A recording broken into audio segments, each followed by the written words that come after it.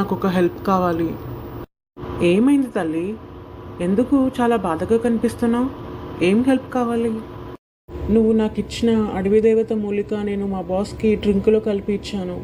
ఎందుకంటే నేను అతన్ని లవ్ చేస్తున్నాను. అతను కూడా నన్ను ఇష్టపడాలని ఆ డ్రింక్లో ఇచ్చాను, కానీ అది పని చేయలేదు. నువ్వు ఎలా వాడాలో చెప్పినట్టే చేశాను, కానీ అది అతనిలో పని చేయలేదు. ఆ మూలిక అందులో కలిపిన విషయం అతనికి తెలిసి నన్ను కొట్టి జాబ్లో నుంచి తీసేస్తా అన్నాడు. కానీ నేను రిక్వెస్ట్ చేసేసరికి అక్కడి నుంచి వేరే బ్రాంచ్కి ట్రాన్స్ఫర్ చేశాడు. రేపటి నుంచి నేను వేరే బ్రాంచ్లో పనిచేయడానికి వెళ్ళాలి. నో, అలా జరగడానికి వీల్లేదు. ఆ మూలిక కంపల్సరీ పనిచేస్తుంది. నువ్వు కరెక్ట్గా వాడావా అసలు? అవునమ్మా, నేను కరెక్ట్గానే వాడాను, నువ్వు చెప్పినట్టుగానే. ఆ మూలిక వాడే ముందు నువ్వు ఎవరితోనైనా ఆ విషయం షేర్ చేసుకున్నావా? అంటే నా బెస్ట్ ఫ్రెండ్కి చెప్పాను, తను చాలా మంచిది. అయ్యో, నేను చెప్పినా కదా ఆ మూలిక వాడేంత వరకు ఎవరితో షేర్ చేసుకోవద్దని. దాని ద్వారా ఆ మూలిక ప్రభావం తగ్గుతుంది. సరేలే, ఇంకా వదిలే. అమ్మ ప్లీజ్ అలా అనొద్దు. నాకు హెల్ప్ చేయి. నాకు మా బాస్ కావాలి. అతనంటే నాకు చాలా ఇష్టం. అతను చాలా అందంగా ఉంటాడు, ధనవంతుడు, హార్డ్ వర్కర్, చాలా మంచివాడు. అండ్ అతను క్రిస్టియన్ అనుకుంటాను. క్రిస్టియన్ తను. ఆగు, అతను క్రిస్టియనా? వద్దు, వాళ్ళతో అస్సలు పెట్టుకోకు. వాళ్ళతో పెట్టుకుంటే నువ్వు అగ్నితో ఆడుకున్నట్టే. వాళ్ళలో నేను చాలామందికి ఇలా చేసి చూశాను, కానీ అది రివర్స్ నాకే అయ్యింది. అదంతా నాకు తెలీదు. నాకు అతను కావాలి. అతని కోసం నేను ఏదైనా చేస్తాను, ఎంత దూరమైనా వెళ్తాను. అమ్మా, నువ్వే నాకు హెల్ప్ చేయాలి ప్లీజ్. సరే, నేను నీకొకటి ఇస్తాను. ఇది చాలా డేంజర్. నువ్వు సరిగ్గా వాడకపోతే అది నీకే రివర్స్ కొడుతుంది. నీ ప్రాణాలకే ప్రమాదం. ఏంటి? నా ప్రాణాలకే ప్రమాదమా? అయినా పర్వాలేదు, నేను ఈసారి జాగ్రత్తగా ప్రయత్నిస్తాను. తప్పకుండా సక్సెస్ అవుతాను. చాలా జాగ్రత్తగా చెయ్యి. ఒకవేళ ఇది సక్సెస్ అయితే మన లైఫ్ చేంజ్ అవుతుంది. తప్పకుండా అమ్మా, జాగ్రత్తగా చేస్తాను. అతన్ని దక్కించుకుంటాను. మనం చాలా కోల్పోయాం. ఇది సక్సెస్ అయితే మనం కోల్పోయినవన్నీ వస్తాయి. సరే, నువ్వు వెళ్ళి పడుకో. నేను ఆ మూలికను తీసుకొస్తాను. అక్కడికి నైట్ 12 తర్వాత వెళ్ళాలి. నేను వెళ్ళి తీసుకొస్తాను. నువ్వు వెళ్ళబోయే ముందు అది నీకు ఇస్తాను.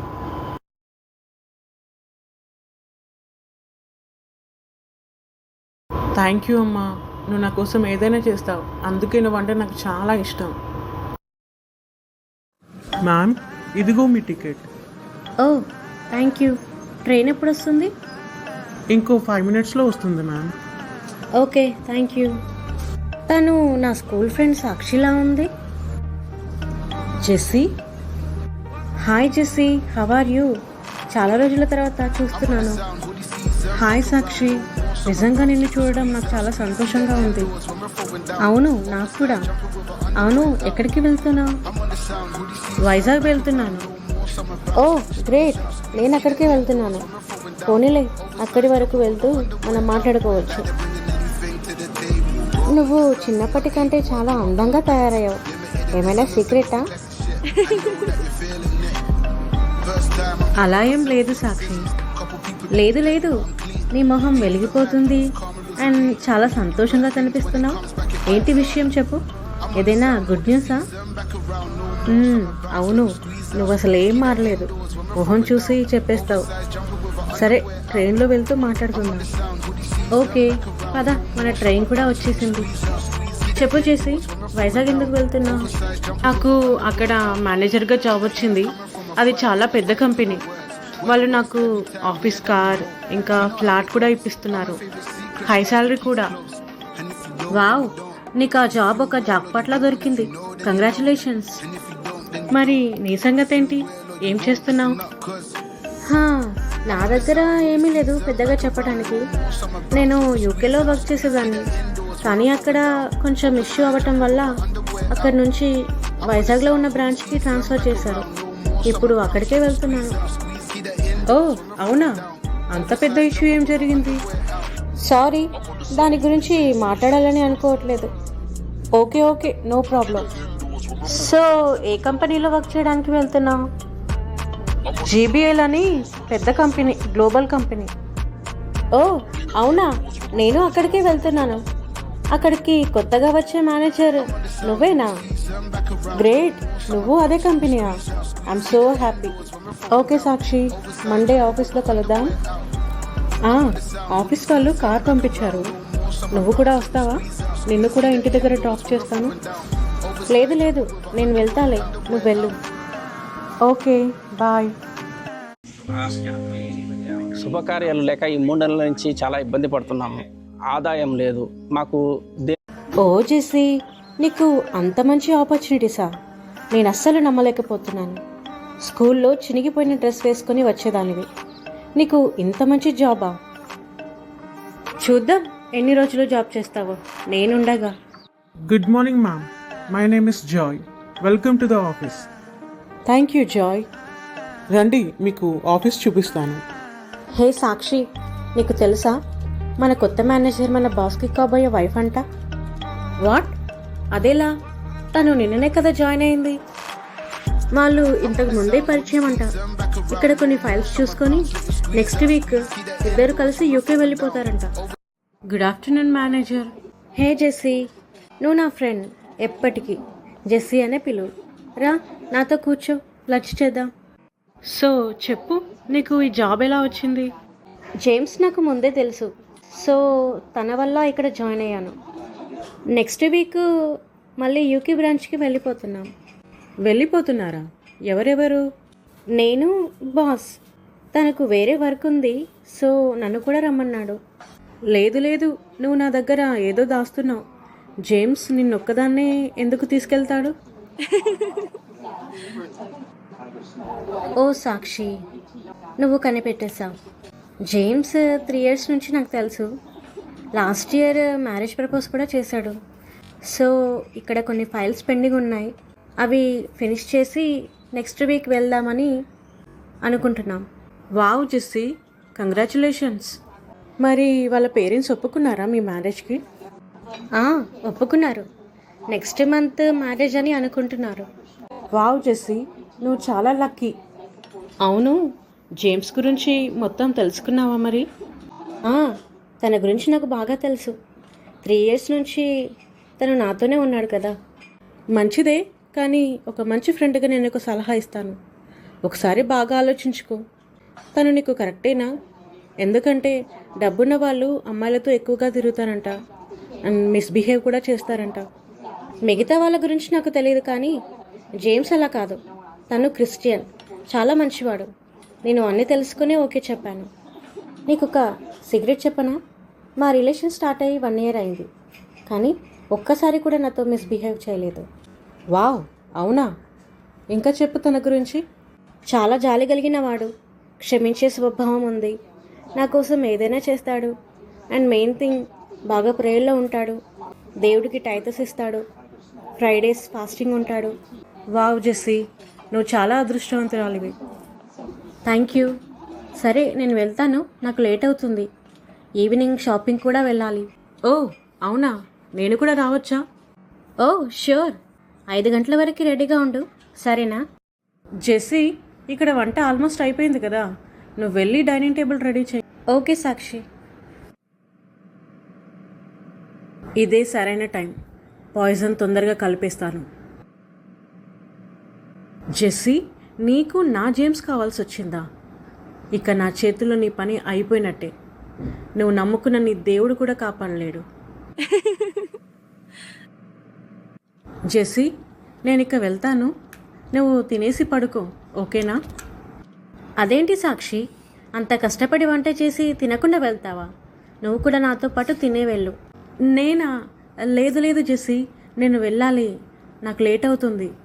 ఏం పర్వాలేదు, అంతంటే నేను డ్రాప్ చేస్తాను, తినేసే వెళ్ళు. నీకొక సర్ప్రైజ్ చెప్పనా? జేమ్స్ కూడా వస్తున్నాడు డిన్నర్కి. ఏంటి, జేమ్స్ కూడా వస్తున్నాడా? మరి నాకు చెప్పలేదు. నీకు సర్ప్రైజ్ ఇద్దామని చెప్పలేదు. తను ఆల్రెడీ బయలుదేరాడట, ఇంకో 5 minutesలో ఉంటాడు. అమ్మో, జేమ్స్ కూడా వస్తున్నాడా? దీనికోసం కలిపిన పాయిజన్ ఫుడ్ జేమ్స్ కూడా తింటే నా పరిస్థితి ఏంటి? లేదు లేదు, ఎలాగైనా ఆ పాయిజన్ ఫుడ్ని పడేసేయాలి.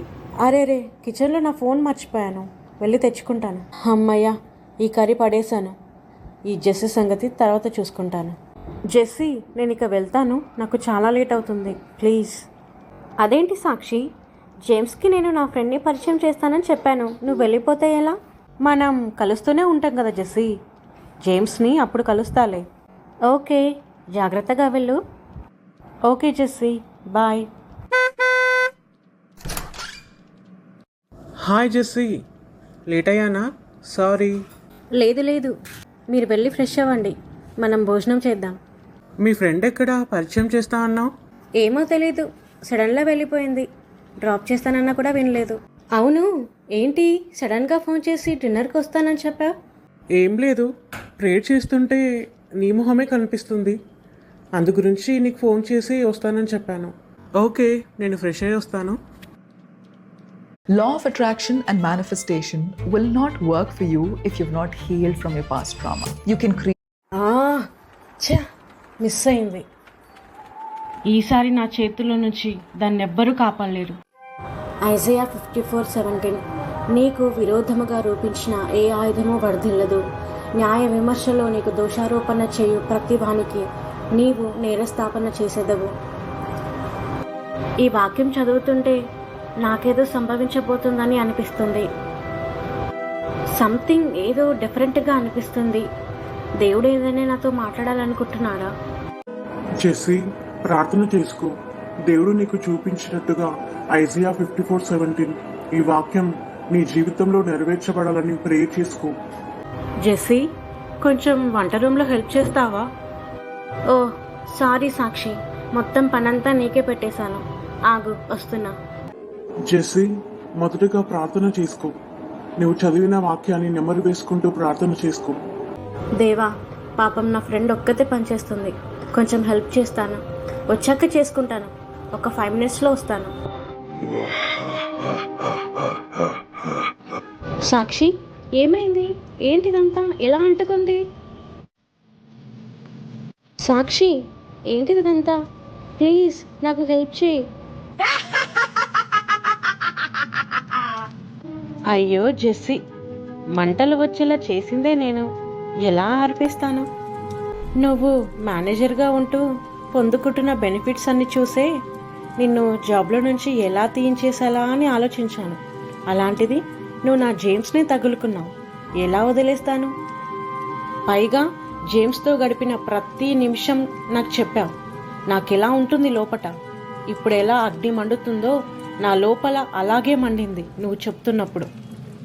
ఒక చిన్ననాటి ఫ్రెండ్గా నీకు ఒక ఉచిత సలహా ఇస్తాను. ఎప్పటికీ నీ అచీవ్మెంట్స్ కానీ, నీ గుడ్ థింగ్స్ కానీ, నీ లైఫ్లో జరిగిన ఏ మంచి కానీ ఎదుటి వారికి చెప్పే ముందు వాళ్ళు దానిని ఎలా రిసీవ్ చేసుకుంటారా అని ఆలోచించుకొని చెప్పు. ఇలా ఎవరికి పడితే వాళ్ళకి చెప్తే ఇలాగే నీ చేతులారా నీవే శత్రువులని తయారు చేసుకున్నట్టు ఉంటుంది. సాక్షి, నువ్వు నా మంచి కోరుకునే నా ఫ్రెండ్ అనుకున్నాను, అందుకే చెప్పాను, నన్ను క్షమించు. చూడు, నువ్వు చెప్పే సోది వినేంత టైం నాకు లేదు, మంటలు ఎక్కువ అవుతున్నాయి. బాయ్. సాక్షి ప్లీజ్, నాకు భయంగా ఉంది, దయచేసి నన్ను కూడా తీసుకెళ్ళు. దేవా, నువ్వు బైబిల్ ద్వారా నాతో మాట్లాడావు, నీకు విరుద్ధంగా రూపించబడిన ఏ ఆయుధము వర్ధిల్లదు అని. ఇదిగో నన్ను క్షమించండి, నేను నీ మాటను వినలేదు. నువ్వు నన్ను గద్దించావు కానీ నేను నీ మాట వినలేదు. నీ మాటని నేను సరిగా అర్థం చేసుకోలేకపోయాను, కానీ ఇప్పుడు ప్రవచిస్తున్నాను.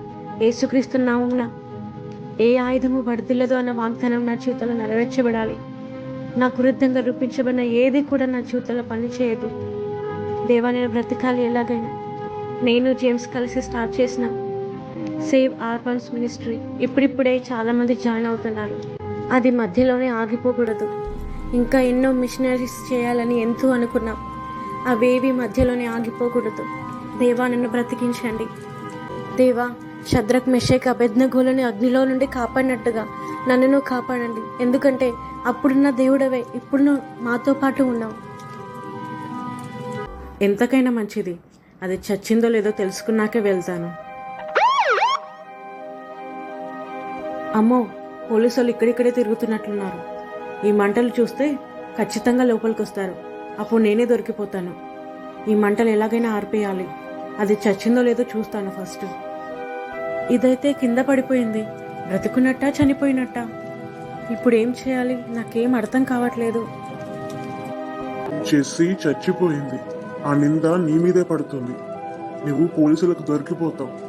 కాబట్టి దాన్ని ఎక్కడైనా దాచిపెట్టు, లేదా ఎక్కడైనా పాతి పెట్టు. లేకపోతే నువ్వే దొరికిపోతావు. నీ జీవితం నాశనం అయిపోతుంది. నువ్వెంతో పెద్ద ఘోర పాపం చేశావు. అవును, నిజమే. ఎక్కడైనా పాతి పెట్టేస్తాను. ఒక పని అయిపోతుంది. ఈ ప్లేస్ ఓకే. ఇంటి వెనకాల కాబట్టి ఎవరూ గమనించరు. మేడం, రౌండ్స్ అయిపోయాయి. ఇక స్టేషన్కి వెళ్దామా? ఆగు, అక్కడ ఎవరో అమ్మాయి కనిపిస్తుంది. ఈ నైట్లో అక్కడేం చేస్తుంది? వెళ్ళి చూద్దాం రా. Okay madam. హే లేడీ, ఆగు. అక్కడేం చేస్తున్నావు? హలో మిస్టర్ జేమ్స్, మీ ఫియాన్స్ ఇప్పుడు బాగానే ఉంది. మంటల్లో పొగ ఎక్కువగా పీల్చుకోవడం వల్ల స్పృహ కోల్పోయింది అంతే. తన ప్రాణాలకేం ప్రమాదం లేదు. ఒక 2 డేస్లో డిశ్చార్జ్ చేస్తాం. Thank you doctor. Start an online fashion business from home. It doesn't matter if you do not have thank you Jesus, thank you so much. Sir, ఇన్వెస్టిగేషన్లో తెలిసింది ఏంటంటే తను మీ ఫియాన్సీ పట్ల జలసీగా ఫీల్ అవ్వడం వల్ల జరిగింది. ఆ అమ్మాయి మీ ఫియాన్సీ చిన్నప్పటి నుంచి ఫ్రెండ్స్. తను నాకంటే హై పొజిషన్లో ఉందని సాక్షి తట్టుకోలేకపోయింది. అంతకంటే మెయిన్, ఆ అమ్మాయి మిమ్మల్ని ఇష్టపడుతుంది. సో తన జలసీ కాస్త కోపం, పగగా మార్చుకుంది. జెస్సీ ఈజీగా అందరినీ నమ్మేస్తుంది. అదే తనకి సిచ్యువేషన్ తెచ్చింది. ఎనీవే, దేవుడి దయ వల్ల బయటపడింది. నేను ఆ అమ్మాయిని చూడొచ్చా? తప్పకుండా సార్. కానిస్టేబుల్, సార్ని ఆ అమ్మాయి దగ్గరికి తీసుకెళ్ళు. Thank you sir. సాక్షి, నువ్వు ఇదంతా ఎందుకు చేశావో ఆ విషయం నాకు అవసరం లేదు. అది దేవుడు చూసుకుంటాడు. ఎందుకంటే నా ఫియాన్సీ బతికింది, నాకు అది చాలు. ఏంటి, జెస్సీ బ్రతికే ఉందా? ఓ థ్యాంక్ గాడ్. నేను చాలా పెద్ద పొరపాటు చేశాను తన విషయంలో. ఇప్పుడు నాకు తెలుస్తుంది. తప్పు తెలుసుకున్నావు, గ్రేట్. క్షమించమని దేవుడి దగ్గర వేడుకో. ఆయన క్షమించేవాడు. ఇప్పటికైనా నీ మనస్తత్వం మార్చుకో. నన్ను క్షమించండి జేమ్స్. నేను చాలా పెద్ద తప్పు చేశాను. నేను చేసింది తలుచుకుంటే నా మీద నాకే అసహ్యంగా ఉంది. జెస్సీ లాంటి మంచి ఫ్రెండ్ దొరకడం అదృష్టం. కానీ నేను ఆ ఫ్రెండ్షిప్ని మిస్యూజ్ చేశాను. జెస్సీ నన్ను ఎప్పటికీ క్షమించదు. నువ్వు నిజంగా మారితే తప్పకుండా క్షమిస్తుంది. కానీ మొదటగా దేవుని దగ్గర క్షమాపణ వేడుకో. దేవుడా? దేవుడు నన్ను క్షమిస్తాడా? తప్పకుండా క్షమిస్తాడు. నువ్వు నిజంగా మారాలని అనుకుంటే ఒక మంచి వ్యక్తిగా నేను మారుస్తాడు. 2 కొరింథీలు 5:17లో ఒక మాట ఉంటుంది. ఎవడైనా క్రీస్తునందున ఎడల వాడు నూతన సృష్టి, పాతవి గతించెను, సమస్తమును నూతనమాయెను. కాబట్టి నీ ప్రతి పాపము క్షమించబడి నూతన సృష్టిగా మార్చబడతావు. ఓ, ఇంత మంచి దేవుణ్ణి నేను తెలుసుకోలేకపోయాను. మా అమ్మ ఒక మాంత్రికురాలు కాబట్టి నన్ను అదే బాటలో నడిపింది. నేను అదే బాటలో వెళ్ళాను. కానీ ఈ దేవుణ్ణి తెలుసుకున్న మీరు నిజంగా అదృష్టవంతులు. ఇక నుంచి నేను కూడా నిజమైన దేవుడైన ఆ యేసయ్యనే ఆరాధిస్తాను. Hello friends, praise the lord. మనం దేవుని నామాన్ని ఒప్పుకొని ఆయన్ని ఆరాధించడం ఎప్పుడైతే స్టార్ట్ చేస్తామో అప్పటి నుంచి దేవుడు మన చుట్టూ ఒక వలయాన్ని ఏర్పరుస్తాడు. కానీ మనం చేసే తప్పుల వలన, అది చిన్నదైనా పెద్దదైనా, నోటితో పలికే మాట ద్వారా అయినా కానీ, లేదా మన ప్రవర్తన ద్వారా కానీ ఒక తప్పు చేసినప్పుడు సాతానికి మనం ఒక ద్వారాన్ని ఓపెన్ చేసిన వాళ్ళం అవుతాం. ఆ ద్వారం గుండా వాడు మన మీదికి బాణం లాంటి పరిస్థితులను తీసుకొస్తాడు. సో మనం ఏం మాట్లాడుతున్నాం, ఎలా బిహేవ్ చేస్తున్నాం అని జాగ్రత్తగా చూసుకోవాలి. సాతానుకు అవకాశం ఇస్తున్నామా లేదా అని కూడా చూసుకోవాలి. జెస్సీ కూడా అదే తప్పు చేసింది. తన చిన్ననాటి ఫ్రెండ్ సాక్షితో తన అన్ని విషయాలు పంచుకుంది. అది మంచా చెడా అని ఆలోచించలేదు. కాబట్టి తన శత్రువుని తానే తయారు చేసుకున్నట్టు అయింది. సో ఎవరితో ఏం మాట్లాడినా మనము దేవుని మహిమపరిచే విధంగా మనం మాట్లాడాలి. కానీ మనల్ని మనం గొప్పగా చూపించుకోవడం కోసం మాట్లాడకూడదు. See you next time. Praise the lord.